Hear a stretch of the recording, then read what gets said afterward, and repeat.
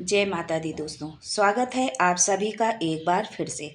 माँ भगवती की कृपा आप और आपके परिवार पर सदा सर्वदा बनी रहे। दोस्तों, यदि आप अपनी लाइफ में नया कुछ सीखना चाहते हैं तो चैनल को सब्सक्राइब जरूर करिएगा। दोस्तों, नवरात्रि पर्व पर माता की आराधना के साथ ही व्रत, उपवास और पूजन का विशेष महत्व है।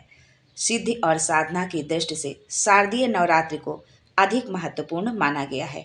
नवरात्रि में लोग अपनी आध्यात्मिक और मानसिक शक्ति के संचय के लिए अनेक प्रकार के व्रत, संयम, नियम, यज्ञ, भजन, पूजन, योग साधना आदि करते हैं। शक्ति की उपासना आदिकाल से चली आ रही है। दोस्तों, आज के वीडियो में हम आपको माता रानी की गुप्त चीजों के बारे में बताएंगे, जिन्हें अर्पण करने पर कुबेर देवता स्वयं जगत जननी के साथ आपके घर में निवास करेंगे। तो चलिए जानते हैं माँ की प्रिय गुप्त चीज क्या है। लेकिन उससे पहले आपसे रिक्वेस्ट करती हूँ कि वीडियो को लाइक करिएगा, दोस्तों को शेयर कर दीजिएगा, और अगर आपने अभी तक चैनल को सब्सक्राइब नहीं किया है तो चैनल को सब्सक्राइब करके बेल आइकन जरूर दबाइएगा। दोस्तों, इस नवरात्रि आप माँ को चौथे दिन स्कंद माता को केले का भोग जरूर लगाएं। इसके साथ ही ब्राह्मणों को केला व दूध खिलाएं या दान भी कर सकते हैं। इससे माँ बहुत प्रसन्न होती है। नवरात्रि में खीर बनाकर माँ को भोग लगाएं, और यदि आप नवरात्रि में कन्याओं को खीर खिलाते हैं तो ये गरीबी को नष्ट करता है। नवरात्रि में राम रक्षा स्रोत सिद्ध हो जाता है यदि आप इसका पाठ करते हैं तो। आप नवरात्र में दुर्गा सप्तशती के साथ रामायण का पाठ जरूर करें। ये बेजोड़ है, अद्भुत शक्ति है इसमें। आपके जीवन को नई दिशा और दशा मिलेगी। जो बेटियां नवरात्र का व्रत रखती हैं वो धन्य हैं। उनके माता पिता को उनके विवाह में कोई दिक्कत नहीं आएगी।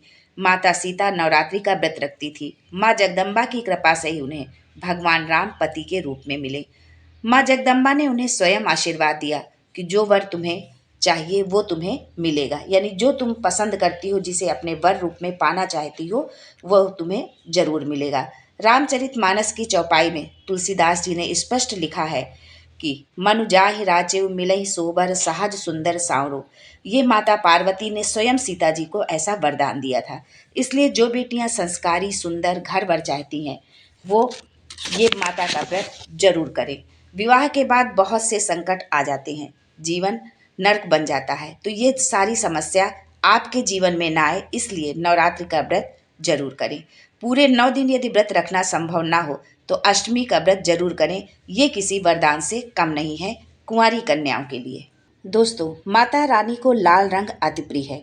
गुड़हल का फूल लाल होता है, और यदि आप गुड़हल का फूल माता रानी को अर्पित करते हैं तो इससे माता रानी बहुत प्रसन्न होती हैं और आपकी संपूर्ण मनोकामनाएं पूरी करती हैं। तुम्हारे सारे संकट आपके हर लेती हैं। कुमकुम और हल्दी जरूर माँ को चढ़ाएं। कुमकुम में थोड़ी हल्दी मिला लें, फिर माँ को चढ़ाएं। थोड़ा सा पानी मिलाकर उसको गीला कर लें, फिर माँ को उसका टीका लगाएं। रात्रि को आरती जरूर करें। घर में घट स्थापना, जुआरे, ये सब घर में सकारात्मक ऊर्जा को लाने वाले होते हैं। माँ को चुनरी जरूर चढ़ाएं। चुनरी लाल रंग की हो, क्योंकि माँ को लाल रंग अति प्रिय है। स्वयं भी लाल चुनरी पहनकर ही माँ की पूजा करें। यदि चुनरी ना हो तो लाल रंग की कोई चुन्नी ही सिर पर जरूर डालें। लाल चुनरी की इतनी महिमा है जिसे बताया नहीं जा सकता है। भागवत पुराण में वर्णित है कि यदि नवरात्रि में कोई कन्या अचानक से लाल रंग की चुन्नी पहने मिल जाए तो समझिए साक्षात माँ भगवती ने आपको दर्शन दिए हैं। आपका जीवन सफल हो जाएगा। दूध में मिश्री डालकर भोग लगाने से माँ प्रसन्न होती हैं। चना और हलवा से तो माँ प्रसन्न होती ही हैं। औषधियों में ब्राह्मी आती है। एक औषधि होती है जिसको हम ब्राह्मी के नाम से जानते हैं। यदि आप उसको 9 दिन माँ को चढ़ाते हैं तो माँ बहुत प्रसन्न होती है। पूजा में माँ को लाल चूड़ी, बिंदी, सुहाग का सामान माँ को पहले दिन ही अर्पित करें। ये सब कालिका पुराण में लिखा हुआ है। माँ काजल की डिब्बी से बहुत प्रसन्न होती हैं, इसलिए सुहाग सामान में काजल की डिब्बी जरूर रखें। चुटीला जो बाल में लगाते हैं उससे माँ बहुत प्रसन्न होती हैं। जटा वाला नारियल से माँ अति प्रसन्न होती हैं, इसलिए जटा वाला नारियल अष्टमी के दिन माँ को जरूर समर्पित करें। दोस्तों, जिन चीज़ों से माँ प्रसन्न होती है वो जरूर आप माँ को अर्पित करें। कन्या पूजन जरूर करें। कन्या पूजन में उनके चरण धोकर के जल के छींटे लगाएं। कन्याओं के पहले चरण धो लें और फिर उस जो आपने उनके पैर धोए हैं, उस जल को अपने घर में, पूरे घर में उसके छींटे लगाएं। कन्याओं के भाल पर यानी मस्तक पर रोली और थोड़ी सी हल्दी डालकर लगाइए, यानी रोली और हल्दी मिलाकर उनको टीका लगाइए और कन्या खिलाने के बाद उनको दक्षिणा भी दीजिए। दोस्तों, बातें तो ये बहुत छोटी छोटी हैं, पर इनका प्रभाव बहुत बड़ा है। देशी घी में भूरा चीनी या गुड़ डालकर इन 9 दिनों में भोग लगाएं, इससे माँ अति प्रसन्न होती हैं। दोस्तों, ये छोटी छोटी बातें हैं, यदि इन्हें आप करेंगे तो आपका जीवन ही बदल जाएगा। आपके संपूर्ण संकट दूर हो जाएंगे, आपकी संपूर्ण मनोकामनाएं पूरी करेंगी माता रानी।